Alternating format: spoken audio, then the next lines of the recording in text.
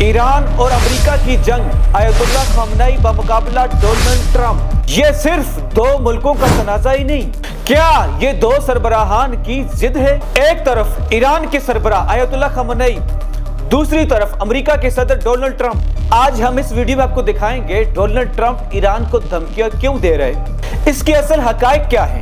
بہت کچھ ایسا ہے جو الیکٹرونک میڈیا پر دکھایا جا رہا ہے، لیکن اس کے پس پردہ کچھ اور بھی ہے۔ سب سے پہلے ہم جانیں گے سلامتی کونسل کا جو اجلاس ہوا، اس میں دنیا کے بڑے طاقتور ممالک کے مندوب موجود تھے، انہوں نے کیا کہا۔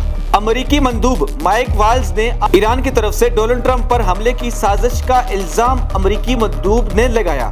آج سلامتی کونسل کا جو اجلاس ہوا، جس میں صدر ٹرمپ کے حوالے سے امریکی مندوب نے کہا، صدر ٹرمپ نے تمام آپشنز میز پر رکھے ہوئے ہیں، ایرانی رجیم کو صورتحال کا سزاوار قرار دیا جائے گا، اب بہت ہو گیا، ایرانی مظالم ختم کرنا ہوں گے، ایران میں قتل عام رکنا چاہیے، ایرانی حکومت کو اس بات کی سمجھ آ جانا چاہیے۔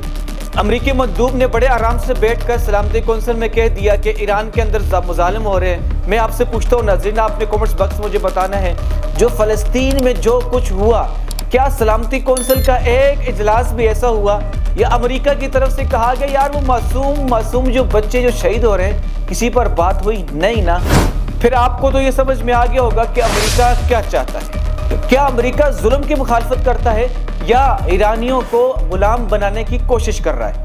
پھر اس سے آگے ایرانی مندوب نے جواب دیتے ہوئے کہا، امیر سعید ایروانی نے کہا، کشیدگی چاہتے ہیں نہ تصادم، جارحیت کا جواب فیصلہ کن ہوگا۔ ایران کے معاملے پر امریکہ کو سلامتی کونسل کا اجلاس بلانا شرمناک ہے۔ ایران نے داعش کی طرز کی دہشت گردی کا سامنا کیا۔ امریکہ، برطانیہ اور فرانس کی حکومتوں کو رجیم کہہ کر ان ممالک کا دورہ معیار رکھنے کا الزام۔ اس کے علاوہ ایرانی مندوب کا کہنا تھا، ایرانی سول سوسائٹی نمائندوں کے نام پر امریکی اور اسرائیلی ایجنڈا پیش کیا گیا۔ ایران معاملے کو سفارتی طریقے سے حل کرنا چاہتا ہے، مگر براہ راست یا بلا واسطہ جارحیت کی جائے تو ایران فیصلہ کن جواب دے گا۔ اس کے بعد ساتھ ساتھ سلامتی کونسل کے اندر پاکستان کا مندوب عاصم افتخار نے اپنا موقف رکھا۔ پاکستان کا کھلا یہ موقف پیش کیا گیا ہے کہ اگر آپ طاقت کو ہٹا کر سائڈ پر رکھ کر بیٹھ کر بات کریں گے، ٹیبل ٹاک کریں گے تو اسی سے مسئلہ حل ہوگا۔ اگر آپ طاقت کا استعمال کریں گے، امریکہ کو کہا گیا اگر آپ طاقت کا استعمال کریں گے تو خطے کے اندر کشیدگی بڑھے گی۔ اسی کے ساتھ ساتھ پھر روسی مندوب نے کہا، یہ اجلاس عالمی امن کے لیے ہوتا نہ کہ ایران میں مداخلت کے لیے۔ بیرونی قوتیں ایران میں موجودہ حالات کو بڑھاوا دے رہی ہیں۔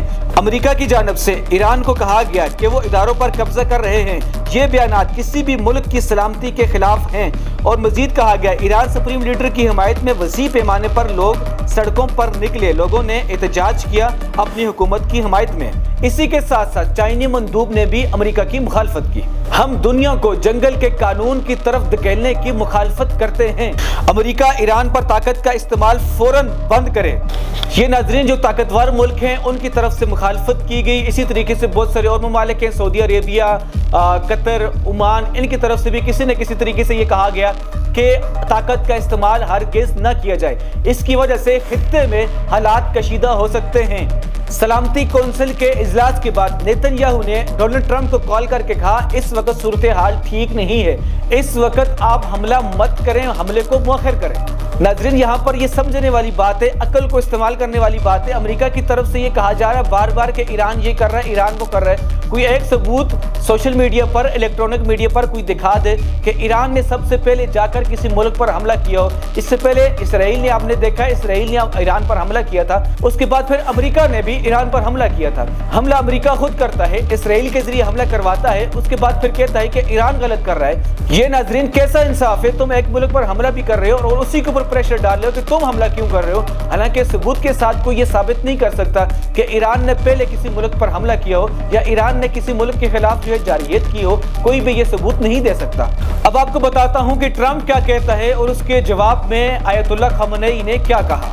ٹرمپ نے کہا ایران کو کبھی بھی ایٹمی ہتھیار بنانے کی اجازت نہیں دیں گے۔ پھر عوام یہ سوال کرتی ہے کہ دنیا کے اندر کیا ایٹم بم موجود ہیں یا نہیں۔ امریکہ طاقت کے زور پر ایران کا ایٹمی پروگرام روکنا چاہتا ہے۔ میں آپ کو بتا رہا ہوں ڈونلڈ ٹرمپ صاحب کس طریقے سے ایران کی مخالفت میں پہلے سے بھی لفظی گولہ باری کرتے ہوئے آ رہے ہیں۔ हम अच्छी तरह जानते हैं कि नाम निहाद सुप्रीम लीडर कहाँ मौजूद है। ये बराह रास्त आयतुल्लाह खamenei को धमकी थी। वो हमारे लिए एक आसान हदफ है, लेकिन फिलहाल हम उसे निशाना नहीं बना रहे। ये जंगी जुबान में खुली धमकी समझी जाती है।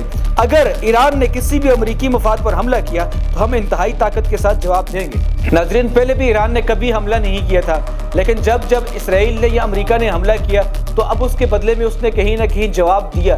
ईरान इतना मजबूत मुल्क नहीं जितना लोग समझते हैं। डोनाल्ड ट्रंप का ये कहना था और फिर साथ साथ कहना था कि हम ईरान को चंद मिनटों में तबाह कर सकते हैं, लेकिन हम ऐसा करना नहीं चाहते। फिर इसके बाद आयतुल्लाह खamenei की तरफ से भी जवाब दिया गया। आयतुल्लाह खamenei की तरफ से कहा गया, अमेरिका धमकियों की जुबान समझता है, हम हरगिज़ गुलामी कबूल नहीं करेंगे। हम जंग नहीं चाहते, लेकिन अगर जंग मुसल्लत की गई तो जवाब फैसला कुन होगा। ईरान ने खुला मौक़िफ़ हर दफ़ा रखा है, हमारे ऊपर जारहियत न की जाए, अगर जारहियत की गई तो उसका फैसला कुन जवाब देंगे। 2020 में अमेरिका ने कासिम सुलेमानी को शहीद किया। ईरान ने अमेरिकी अड्डों पर मिसाइल दागे। दुनिया ने सांस रोक ली। ट्रंप ने कहा सब कुछ कंट्रोल में है, लेकिन हकीकत में दुनिया जंग के दहाने पर थी। अगर ट्रंप सब अपनी जिद पर खड़े रहे, यकीनन दुनिया के अंदर तबाही फैलेगी। अब तक के लिए इतना ही काफी है। मिलते हैं एक नई वीडियो में। अल्लाह हाफिज।